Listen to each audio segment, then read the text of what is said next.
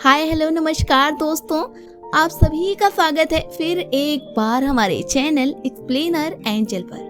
Friends, आज मैं इस ड्रामे के पार्ट 4 का एक्सप्लेनेशन करने वाली हूँ, जिसमें हम देखेंगे मास्टर को जिस लेडी से प्यार होता है वो मर जाती है। दोबारा जब बॉर्न होती है तब मास्टर तो यंग होते हैं, लेकिन उनकी लवर एक मन की बेबी बन जाती है।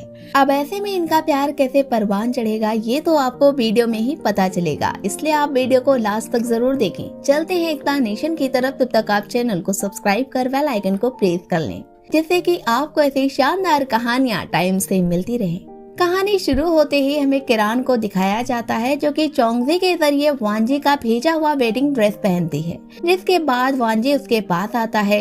अब इन लोगों की शादी होती है। ये लोग हस्बैंड वाइफ बनकर साथ में काफी वक्त बिताते हैं, साथ ही ये भी बताते हैं कि वो एक दूसरे से कितना प्यार करते हैं। अब इनका प्यार देखकर चोंगजी को भी अपने मास्टर वाला लव याद आता है। अब हमें इमोर्टल वर्ल्ड में फैंग को परेशान दिखाया जाता है, क्योंकि चोंगजी के बिना उन्हें एक पल भी सुकून नहीं मिल रहा था। तभी प्रिंसेस उनके पास आती है और एक बांसुरी देती है और कहती है कि इसके जरिए आप चोंगजी का पता लगा सकते हैं। लेकिन ये बात जब हेड इमोर्टल को पता चलती है तो वो मना करते हैं कि वो डेमन बन चुकी है, इमोर्टल वर्ल्ड में लाना उसे ठीक नहीं है। जिस पर मास्टर उन्हें कहते हैं कि वो मेरी स्टूडेंट है, मैं उसे डेमन वर्ल्ड में तो नहीं छोड़ सकता। अब वो यहाँ से चले जाते हैं और बांसुरी बजाते हैं, जिसके बाद तो वहाँ पर सारे बर्ड्स आ जाते हैं और डेमन वर्ल्ड पर अटैक कर देते हैं। इधर डेमन वर्ल्ड में जैसे ही किरान वांजे के हाथ में अपना हाथ देती है, वो फूलों की पत्तियों में बदलते हुए गायब हो जाती है, जिसके जाते ही वांजे बहुत बेजारी से रोता है।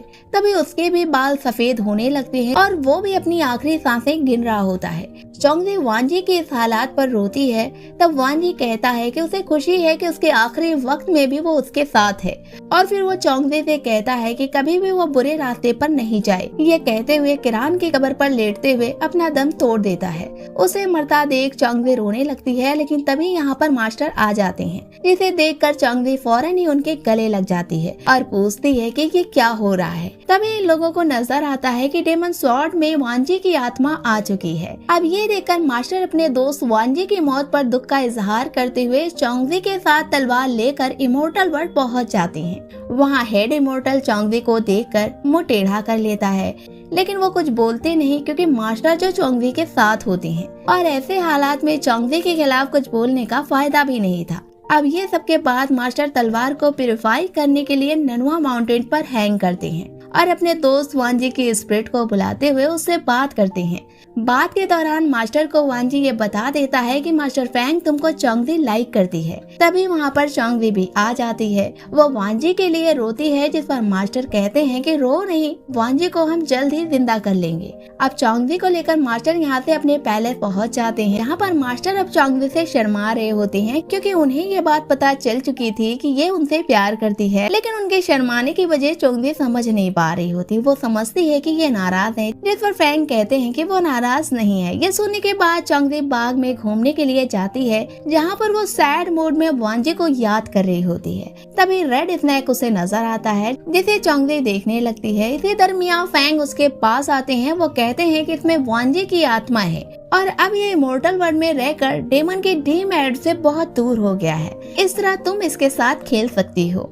तभी चोंगजी उनके गले लग जाती है, ये कहते हुए कि उसे अंकल की बहुत याद आ रही है। उसके सैड मूड को देखते हुए मास्टर चोंगजी को अर्थ पर ले आते हैं, जहाँ पर उसे काफी कुछ खिलाने की कोशिश करते हैं, लेकिन चोंगजी कुछ खाती नहीं है, क्योंकि वो अभी भी वांजी अंकल के लिए सैड ही होती है। तभी हमें डेमन किंग नजर आता है, जो कि वांजी की उस तलवार को पाना चाहता है, लेकिन अब वो तलवार मास्टर फैंग के पास है। इसलिए वो अपने लोगों से कहता है कि उस तलवार को पाने के लिए हमें अर्थ पर अटैक करना होगा, जिसके बाद तो सारे इमोर्टल वहाँ पर आ जाएंगे। ये कहते हुए ये लोग हमला करने के लिए अर्थ पर आ जाते हैं, जहाँ पर सारे ही इमोर्टल इन लोगों को नजर आते हैं। अब डेमन किंग कहता है कि अगर हमें उस तलवार को दे दिया जाए तब हम फाइट नहीं करेंगे, और अगर नहीं दिया जाएगा तो हमें हराना इमोर्टल के लिए आसान नहीं है। इस तकरार में डेमन और इमोर्टल आमने सामने होते हैं। इधर मास्टर को चोंगज़ी अपने दिल की बात को बताने जा ही रही होती है कि तभी इमोर्टल वर्ल्ड से मास्टर का बुलावा आता है, जिसके वजह से उन्हें फौरन ही जाना पड़ता है। अब यहाँ से जाने के बाद हेड इमोर्टल मास्टर फैंग को सारी बातें बताता है, जिसे सुनकर मास्टर फैंग कहते हैं कि वो उस स्वॉर्ड की हिफाजत करेंगे। अब जब वो उस स्वॉर्ड के पास जाते हैं तब देखते हैं कि वहाँ पर चोंगज़ी वांजी के सोल से बातें करती बैठी है, लेकिन वांजी की सोल अभी तक वहाँ पर हाजिर नहीं हुई है। अब इस तरह चोंगज़ी को वांजी से बातें करते हुए मास्टर फैंग आते हुए सुन लेते हैं और उसके इस लगाव को देखकर उसे समझाते हैं जल्द ही वांजी को जिंदा कर देंगे। हालांकि ये बात बिल्कुल ही गलत थी, क्योंकि स्वॉर्ड को प्यूरिफाई करने में वांजी की सोल खत्म हो जाएगी, लेकिन ये बात चोंगज़ी से बताना गलत था। तभी वहाँ पर हेड इमोर्टल आ जाते हैं। वो कहते हैं कि इसको यहाँ से अब तो हटाना ही पड़ेगा, क्योंकि ये तो अपनी मनमानी करने लगी है। इस तरह तो एक दिन ये डेमन बनकर हम सबको खतरे में डाल देगी। जिस पर चोंगज़ी कहती है कि उसने पढ़ा है कि अगर किसी में एविल पावर हो तब उसे एक ट्रिक से निकाला जा सकता है, तो क्यों ना उस टेक्निक को उस पर यूज करके उसके एविल पावर को निकाल दिया जाए। ये बात सुनकर हेड इमोर्टल तो एग्री हो जाते हैं, लेकिन मास्टर फैंग इस बात से इनकार करते हैं, क्योंकि इसमें चोंगज़ी को बहुत ज्यादा तकलीफ का सामना करना पड़ेगा और वो है कि उसे जरा भी तकलीफ देना पसंद नहीं करते। वो अब हेड इमोर्टल से कहकर चोंगज़ी को अपने साथ लेकर चले जाते हैं कि वो उसकी स्टूडेंट है, अगर कुछ भी उससे गलत हुआ तो इसकी सारी जिम्मेदारी वो खुद लेते हैं। अब घर आकर मास्टर फैंग चोंगज़ी पर गुस्सा करते हैं कि बिना मेरी परमिशन के ये बात तुमने वहाँ पर कही कैसे, जिस पर चोंगज़ी उनसे माफी मांगती है। उसके बाद मास्टर फैंग उसे ये कहकर चले जाते हैं कि अर्थ पर डेमन ने अटैक कर दिया है, जिसके लिए हमें नीचे जाना पड़ेगा और तुम यहाँ से कहीं बाहर मत जाना, जिस पर वो एग्री करती है। उनके जाने के बाद वो टहलते हुए प्रिंसेस के पास जाती है, जहाँ पर स्वॉर्ड की निगरानी प्रिंसेस कर रही होती है, लेकिन अचानक ही वो बेहोश हो जाती है। ये देखकर चोंगज़ी उसके पास जाती है कि तभी स्वॉर्ड से आवाज आने लगती है कि चोंगज़ी स्वॉर्ड की सील को तोड़ दे, और उसमें से ये भी आवाज आती है कि मैंने तुम्हें कई बार बचाया है, क्या तुम मुझे एक बार नहीं बचा सकती। लेकिन ये बात सुनकर भी चोंगज़ी शील्ड तोड़ने से इनकार कर देती है। तभी रेड स्नेक वहाँ पर नजर आता है, जो कि उस शील्ड को तोड़ देता है, जिसके बाद तो स्वॉर्ड की सारी एविल पावर चोंगज़ी के अंदर चली जाती है। अब ये बात हेड इमोर्टल के साथ सभी को पता चल जाती है, जिसकी वजह से चोंगज़ी को मुजरिम बनाकर खड़ा किया जाता है। फैंग भी यहाँ पर आ जाते हैं। वो चोंगज़ी की इस हरकत पर उसे काफी डांटते हैं, लेकिन स्वॉर्ड पावर चोंगज़ी में आ चुकी थी, जिस वजह से उसका खुद पर कंट्रोल नहीं होता। इधर तलवार से फिर आवाज आती है। ये सुनकर चोंगज़ी सारे इमोर्टल पर अटैक करके तलवार को फिर से बचाती है। तभी इमोर्टल चोंगज़ी पर अटैक कर देते हैं, लेकिन इमोर्टल के अटैक करते ही वांजी वहाँ पर आ जाता है। वो चोंगज़ी को थैंक यू कहता है शील्ड तोड़ने के लिए।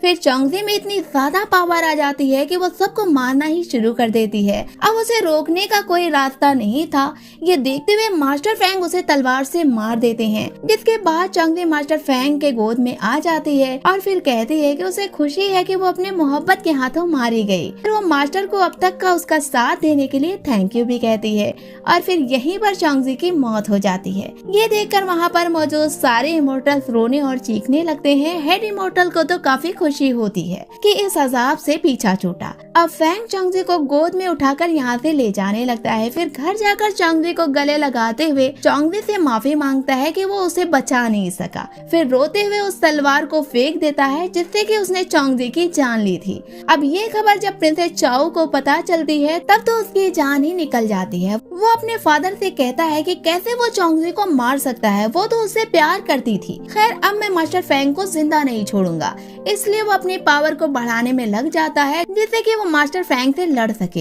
इधर मास्टर फैंग चोंगज़ी को दोबारा जिंदा करने की बात करते हैं। ये पावर हर उस इमोर्टल को एक बार दी जाती है जो कि गॉड को सच्चे दिल से मानता है, और ऐसा करने के बाद मास्टर फैंग चोंगज़ी को जिंदा कर देते हैं। लेकिन चोंगज़ी को एक छोटी बच्ची का रूप मिलता है, जिसे वो गोद में लेते हुए टहलते हैं। अब इमोर्टल इतने छोटे बेबी का पालन पोषण कैसे कर सकते थे, इसलिए वो अर्थ पर आकर एक ऐसे कपल को देते हैं जिनके की कोई भी बच्चा नहीं होता। अब वो कपल चोंगज़ी को पाकर बड़े खुश होते हैं और यहीं पर मास्टर फैंग उसे कहते हैं कि इस बार जो गलती हुई दोबारा से हम उसे नहीं दोहराएंगे और चोंगज़ी की हमेशा हिफाजत करेंगे। ये फिक्र उनको इसलिए हो रही थी कि चोंगज़ी इस बार भी एविल ब्रीथ के साथ ही जन्मी है, इसलिए मास्टर फैंग को गोल्डन प्रोसेस सीखना पड़ता है, जिससे कि वो चोंगज़ी की एविल पावर को खत्म कर सके।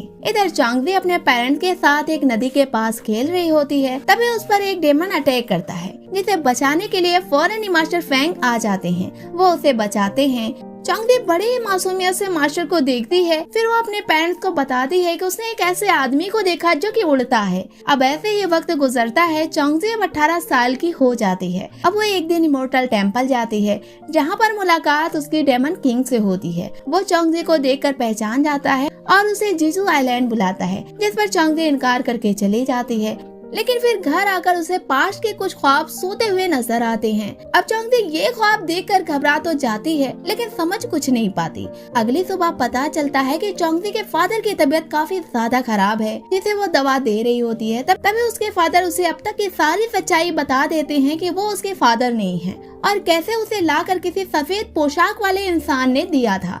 अब वो ये भी बताते हैं कि मेरे मरने के बाद तुम यहाँ पर रह नहीं पाओगी। उसकी वजह तुम्हारी सौतेली माँ है, जो कि तुम्हें जीने नहीं देंगे। लेकिन मेरी ख्वाहिश है कि मेरे मरने के बाद तुम यहाँ के सारे कामकाज को संभालो। ये कहते हुए वो मर जाते हैं। तभी वो सौतेली माँ आती है, चोंगजी को हटाकर खुद लिपट कर चीख चीख कर रोती है। अब उनके मरने के बाद ही चोंगजी की सौतेली माँ का रवैया चोंगजी के लिए काफी ज्यादा बुरा हो जाता है। यहाँ तक कि चोंगजी के सारे कपड़ों को भी जला देती है। ये देखकर चोंगजी की डेविल शक्तियाँ आक्रोश में आते हुए सारा कुछ यहाँ से उथल पुथल कर देती हैं। जिसके बाद तो वहाँ पर मौजूद सभी लोग चोंगजी को डेमन कहने लगते हैं। बस इन सब में चोंगजी के अंकल ही सिर्फ उसका सपोर्ट कर रहे होते हैं। वो चोंगजी को तलाशते हुए उसके फादर के ग्रेव पर जाते हैं, जहाँ पर चोंगजी अपने फादर के कब्र से लिपटी रो रही होती है। ये देखने के बाद वो उसे समझाते हैं कि उसे यहाँ से चले जाना चाहिए, जिसके बाद तो चोंगजी को भी समझ में आ जाता है। अब वो जीजू आइलैंड जाने लगती है। रास्ते में मुलाकात उसकी डेमन किंग से होती है। वो उसकी हेल्प करना तो चाहता है, लेकिन चोंगजी के तीखे रवैये को देखते हुए वो खामोश हो जाता है और चोंगजी जाने लगती है। तभी रास्ते में डेमन चोंगजी पर अटैक करते हैं। उसे परेशानी में देखकर मास्टर फैंग फौरन ही आ जाते हैं, क्योंकि बचपन से अब तक चोंगजी ने जिस लॉकेट को पहना है उसकी मदद से अगर चोंगजी किसी भी परेशानी में रहती है तब मास्टर फैंग को पता चल जाता है। अब वो चोंगजी को बचाकर यहाँ से इमोर्टल वर्ल्ड ले जाते हैं और चोंगजी की शक्ल पर कुछ ऐसा जादू करते हैं जिसकी मदद से इमोर्टल वर्ल्ड में कोई भी उसे पहचान नहीं पाता। अब सबको पता चलता है कि मास्टर फैंग बहुत सालों के बाद फिर से एक फीमेल स्टूडेंट को रखे हैं। ये देखकर सब बड़े खुश होते हैं। तभी सबके सामने मास्टर फैंग चोंगजी के फादर के रखे हुए नाम को बदलकर उसका नाम चोंगजी रख देते हैं। ये सुनकर वहाँ पर मौजूद लोग सैड हो जाते हैं और कुछ तो शॉक हो जाते हैं। सैड तो सिर्फ प्रिंस होता है, क्योंकि वो चोंगजी को लाइक करता था, लेकिन उसे प्रिंसेस पसंद कर रही थी। फिर भी वो अब तक चोंगजी के लिए सैड ही रहता है। अब चोंगजी मास्टर के साथ उनके पैलेस जाती है, जहाँ पर उसे मास्टर रूम देते हैं जो कि चोंगजी वाला ही होता है। इसलिए सारी चीजें वहाँ पर फीमेल की उसे मिलती हैं, जिसे देख वो समझ जाती है कि ये स्पेशल उसके लिए ही है। अब अगले दिन चोंगजी के यहाँ पर मौजूद इमोर्टल और मास्टर और प्रिंस प्रिंसेस से मुलाकात होती है। वहाँ पर सब लोग प्रैक्टिस कर रहे होते हैं। तभी चोंगजी को भी शौक लगता है। वो भी सबके साथ स्वॉर्ड को चलाने लगती है, लेकिन इस बीच उसे खुद चोट लग जाती है। तभी यहाँ पर मास्टर फैंग आ जाते हैं और सबको वो मना करते हैं कि इसे सिर्फ मैं ही सिखाऊंगा, अदर को इसे ट्रेनिंग नहीं दे, वरना खतरा हो सकता है। अब वो मास्टर के साथ आकर अपने वेपन्स वगैरह लेती है, साथ ही मास्टर के साथ हर रोज प्रैक्टिस भी करती है और नीलोन स्वॉर्ड के बारे में बहुत कुछ नॉलेज लेती है। लेकिन इस बार भी स्वॉर्ड चोंगजी को देखकर एक्टिव होने लगती है। अब चोंगजी की इन्हीं सब निशानी की वजह से हेड इमोर्टल फिर से समझ जाता है कि इसमें भी डेविल पावर है, इसलिए वो अब इसके बैकग्राउंड के बारे में पता लगाता है, जिसके बाद उसे सब कुछ पता चल जाता है। अब वो कहता है कि उसे चोंगजी पर सख्त नजर रखनी पड़ेगी। अब ऐसे में डेमन और इमोर्टल के बीच में भी कुछ मनमुटाव होने लगता है। इसी में फिर एक दिन ड्रैगन किंग को प्रिंस मार कर कैद कर लेता है। अब ये खबर इमोर्टल को पता लगती है कि जमीन के नीचे इमोर्टल और ड्रैगन में फाइट हो रही है। सब परेशान होकर वहाँ पर जाने लगते हैं और यहीं पर इस पार्ट का एंड हो जाता है। अब अगले पार्ट में हमें इसके आगे की स्टोरी का पता चलेगा। अगर आप लोग इसके आगे की स्टोरी को सुनना चाहते हैं तो हमें कमेंट बॉक्स में जरूर बताएं। फ्रेंड्स, ये कहानी आपको कैसी लगी हमें कमेंट बॉक्स में बताएं। वीडियो को लाइक करें, शेयर करें। मिलते हैं हम आपसे नेक्स्ट वीडियो में, तब तक के लिए टेक केयर।